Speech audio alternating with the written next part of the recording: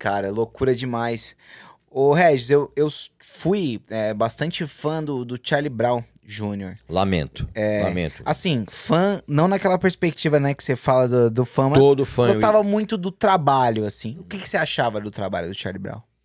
Para quem tinha a mentalidade de 13, 14 anos, era um trabalho muito bem feito.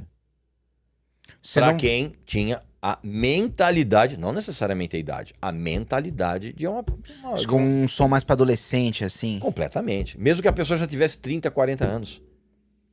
Era o tipo de som para uma mentalidade de alguém que tinha 13, 14 anos, cara. Mas que se emocionava com aquele discurso do Chorão, aquela coisa de escritório na praia. Mas, cara, o rock, entre aspas, não é um pouco isso? Uma coisa meio liberdade, adolescente, digo assim, sabe? Essas bandas meio californianas, uma coisa Não tem assim. problema nenhum disso, bicho. O problema é quando começam a cair os boletos. Sim. E o que eu tô dizendo é o seguinte, não que você tenha que deixar de gostar. Não. Tá. Ou deixar de ouvir. Não. Eu, por exemplo, hoje, com 63 anos, eu ouço com o mesmíssimo prazer as mesmas coisas que eu ouvia, por exemplo, entre outras coisas, né? Claro, não é só isso. Mas eu com 63 anos, eu ainda ouço as coisas que eu ouvia com 13, 14 anos com o mesmo prazer. Tá. Você não precisa deixar de gostar. O problema é quando isso entra na sua vida e se torna um mote dela. Então, quando eu falo, por exemplo, quando o Charlie Brown Jr. surgiu, eu já era adulto. Uhum. Então, assim, aquilo pra molecada é um som muito bem feito. Pra molecada. Eu não vou chegar em casa, que vontade de ouvir Charlie Brown Jr. Não, cara.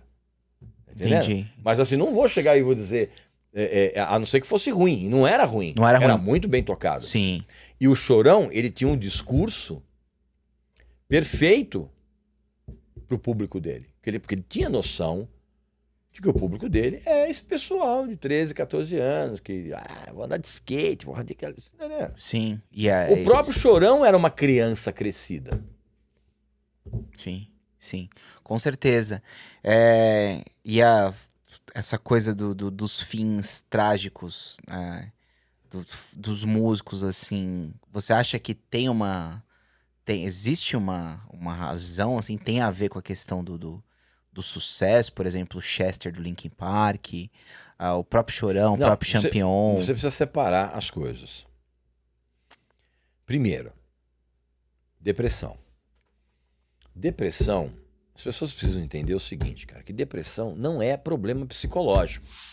É doença. É doença. Sim. É fisiológico, é bioquímico. A depressão ela é causada quando o teu organismo para de produzir certas substâncias. Que você precisa tomar medicamento para justamente substituir essas substâncias que o teu corpo normalmente não produz. Isso é depressão. A outra coisa é quando você tem a depressão e você está cercado de uma situação que não era aquilo que você imaginava. E quem está na carreira artística, você pode perguntar para qualquer pessoa, de Ivete Sangalo a alguém que está próximo de estourar. O meio artístico de sucesso, ele não tem absolutamente nada a ver com aquilo que você almeja quando você está atrás desse sucesso. Sim.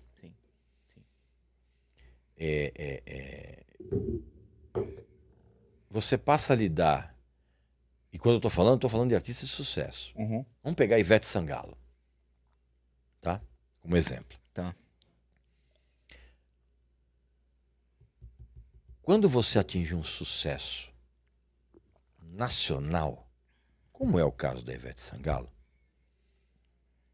todo mundo imagina, cara, que a Ivete Sangalo tem aquela vida nababesca, que é uma delícia, que é só fazer show, alegria, não sei o quê, bababá. Pergunta pra Ivete Sangalo qual é a proporção de felicidade que ela tem na carreira dela. Ela vai te dizer, eu tenho 20% de felicidade e 80% de encheção de saco. Encheção de saco de fã, retardado, Sim. encheção de saco de advogado, encheção de saco de contador, encheção de saco de executivo de gravadora, encheção de saco de executivo de televisão. Cara, é que nem eu falo, cara, quando você é pobre e desconhecido, você tem muitos problemas. Quando você é rico e conhecido, você tem muitos outros problemas. Mas continuam sendo muitos problemas. Então, quando você tem... Eu tô falando muito baixo assim, não? Tá ok? Tá ok, tá ok? com o fone ali. Quando você tem a depressão, que é bioquímica, e você tem, junto com isso, uma situação em que o estrelato não é nada daquilo que você estava imaginando, você pira. Você pira. Se você não tomar medicamento, você pira. Você pega faz que nem o champignon. Pega a espingarda, mete a bala na cabeça. Sim. Faz que nem o Kurt Cobain. Sim. O Kurt Cobain é um caso clássico disso. O Kurt Cobain nunca quis a fama desmedida que ele teve. Nunca quis. E quem se aprofundou na história do Kurt Cobain, por exemplo, sabe disso. E chega uma hora que o cara fala, não, cara, o cara deixou a filha. Meteu a espingarda na cabeça. Sim, sim. O Champion também. Também. Tinha uma filha pequena, né? Também. Então, o que acontece? É preciso que você tome muito cuidado com aquilo que você deseja. Sim. Uma coisa que eu senti, né, não sei se é coisa da nossa cabeça, assim, que eu via Charlie Brown, mas parece que os próprios fãs do Charlie Brown pressionaram muito o Champion, porque eles tentaram meio que fazer como se fosse um Charlie Brown sem o Chorão, né? Que inclusive era o Champion que cantava, né? E teve até uma apresentação no Altas Horas e tal. E aí vem aquela nuvem de crítica, né? Meu, e aí, você tá querendo substituir o Chorão e não sei o que lá, e tá ruim, você nunca vai ser igual. Não sei se isso deve ter influenciado, mas é muito difícil também você substituir um outro vocalista, né? Não, mas a questão nem era essa, cara. A questão toda é muito mais amplo do que isso. Quando você se torna artista, ou mesmo quando você se torna uma figura pública, como é o meu caso, Sim. a partir do momento em que para você, a opinião do fã se torna relevante, pode falar palavrão aqui? Pode? Você se fudeu. Sim. A partir do momento em que aquilo que pensa o teu fã, que é sempre um idiota, quando a partir do momento, sempre, sem exceção,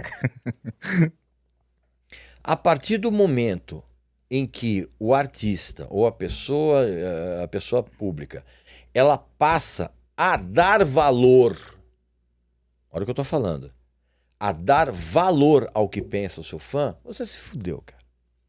Porque você vai ficar eternamente preso a essa aceitação. Sim. É que nem, por exemplo, eu vejo às vezes uns artistas pedindo desculpas por umas certas coisas. Sim. Que você fala, meu, não, cara, você não pode pedir desculpa, bicho.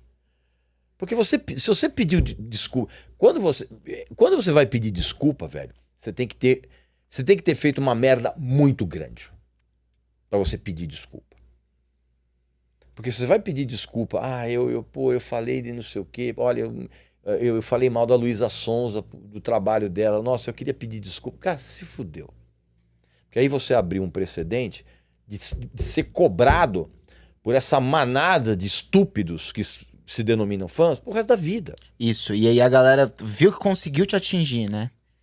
Você deu validação pra eles, Cara, né? é uma coisa incrível.